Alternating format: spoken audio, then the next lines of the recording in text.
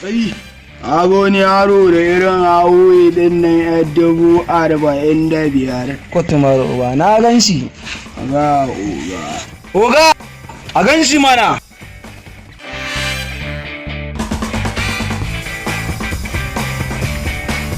Ya kwasa karkaci da kai kwakwasa mu je mu wanke yaran mu je mu ce wancan wani da kai ku daya saboda wannan yaran da ake aika da yan canji ka kananu ka gane dan yau kudi za mu samu ku rabu da su na dawo na ji mutum ba lissafi a wajen sa ko yana mutum duka wallahi biyo na baya au ban wuka da kai gaba ne kai wani wannan ne je ku biyo na baya Kai jan wuya ta wuya mai gida.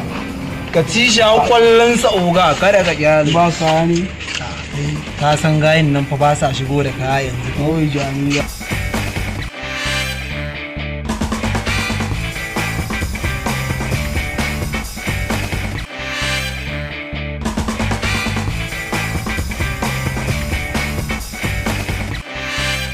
Awo ga ka rabu da harkar nan fa. Oga yan shi ba muke ji ma. Idan ba kun jaga iyayensa kun ba yana kai babarsa ba Allah ya tsira. Kun jaga babarsa. Duk yan gidansu ne mu koma oga. Duk yan gidansu ne na kai su. Ya da shi idan ba kun ba sun jaga babarsa da babarsa kun ba duk yana kai yan gidansu ba Allah ya tsina. Ban wannan. Na rantse da Allah ya ka bani. Wayo yaya. Kai me yake faruwa ne?